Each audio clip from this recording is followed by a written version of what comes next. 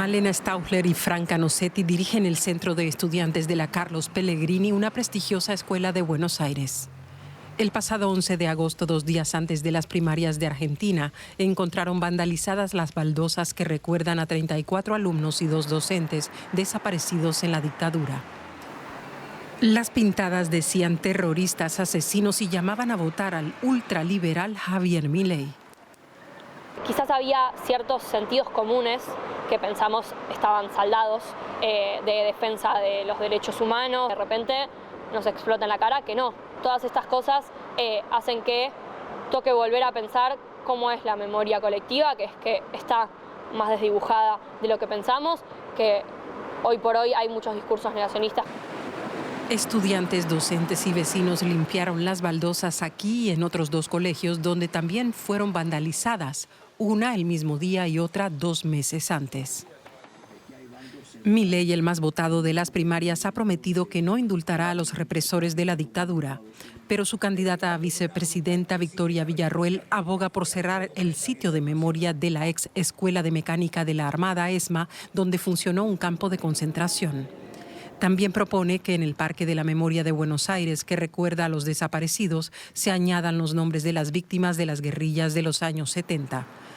La periodista especializada en derechos humanos, Luciana Bertoya, señala otros dichos de la candidata a vicepresidenta. Victoria Villarroel dijo que no cuadraba el concepto de terrorismo de Estado. No, ella dice que en todo caso el Estado pudo haber cometido abusos. Dijo que no estaban pensando en el formato amnistía o indulto, pero sí que en los juicios a los genocidas se violaron las garantías. Bertoy apunta también a una de las principales rivales de Milei, Patricia Bullrich, de centro derecha. Lo que planteó en una actividad que hizo en Punta Alta con veteranos de la Guerra de Malvinas es que había que revisar la situación de los militares injustamente presos. No dio detalles sobre esta revisión, pero se entiende que está hablando de los criminales de lesa humanidad. DW contactó a Milei, Villarroel y Bullrich, pero no obtuvo respuesta. En la Universidad de Itela, la historiadora Camila Perochena advierte que tanto sus colegas como el Poder Judicial de Argentina han constatado que hubo terrorismo de Estado entre 1976 y 83. El Estado reprimió de forma sistemática, y la palabra sistemática en esto es importante, es decir, se daban órdenes desde las juntas militares hacia abajo, hacia las distintas provincias, hacia las distintas fuerzas armadas, para que se reprimiera de forma clandestina. Torturar es un abuso y un exceso, desaparecer es un abuso y un exceso, y eso fue sistemático. Perochena recuerda que algunos desaparecidos eran guerrilleros y otros no, y que la violencia guerrillera no fue equivalente a la del Estado, que incluyó apropiación de niños, violaciones y vuelos de la muerte para arrojar opositores al mar. En esta escuela de mecánica de la Armada, ESMA, funcionó un centro clandestino de detención, tortura y asesinato entre 1976 y 83. En 2004 se convirtió en un sitio de memoria y ahora corre riesgo de ser desalojado. El negacionismo de la dictadura en el debate político de Argentina. Analizamos el tema con Evelyn Evia Jordán, psicóloga social e historiadora actualmente en la Freie Universität de Berlín. Saludos y gracias por estar con nosotros. ¿Qué significaría para la memoria colectiva en Argentina el cierre del espacio para la memoria, la ESMA?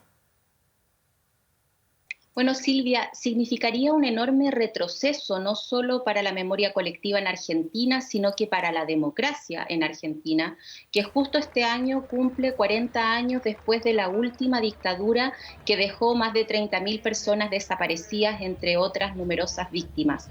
Este lugar es un espacio para la memoria y los derechos humanos que funciona, como decía la nota, hace casi 2 décadas, y como tal sus instalaciones y sus actividades, su agenda de actividades, recuerdan y rinden homenaje a las víctimas, pero además la ESMA muestra de manera irrefutable una verdad que, aunque duela o incomode, es necesaria.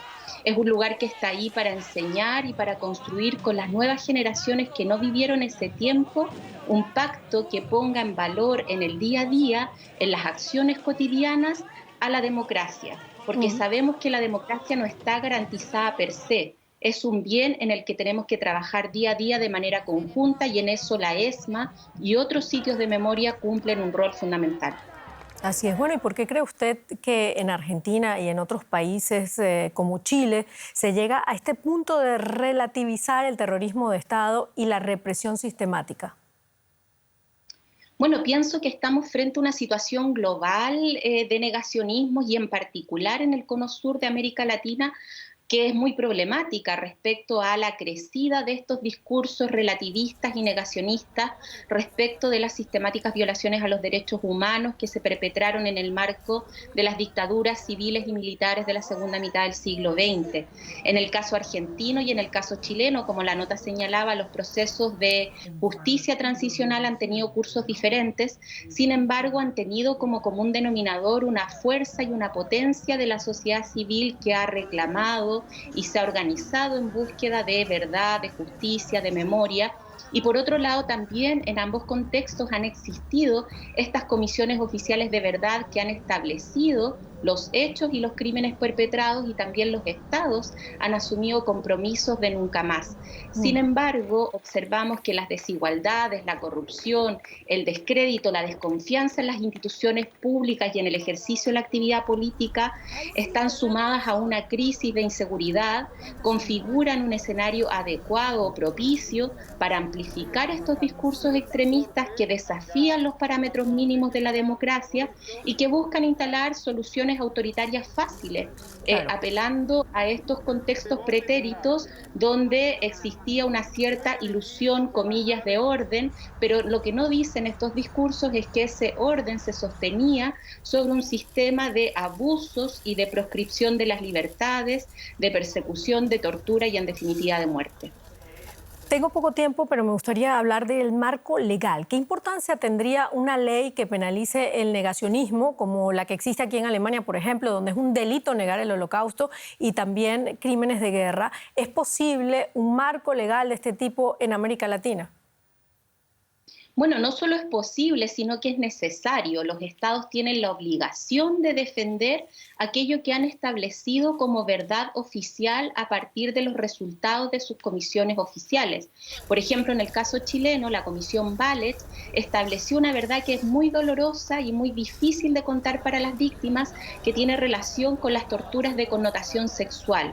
En este sentido, el informe Valech estableció una verdad del Estado, no de un grupo o de un sector político de la sociedad, y por lo tanto es el Estado, con todas sus instituciones, sus representantes y sus funcionarios, los que tienen el deber de reconocer esta verdad y asumirla como propia. Es por ello que se deben generar todos aquellos mecanismos legales que contribuyan a corregir y sancionar estos negacionismos, porque pueden ayudar, ¿cierto?, las medidas legales, reglamentarias, etcétera, pero también sabemos que la experiencia alemana nos lo dice, que no es la única alternativa ni la única solución.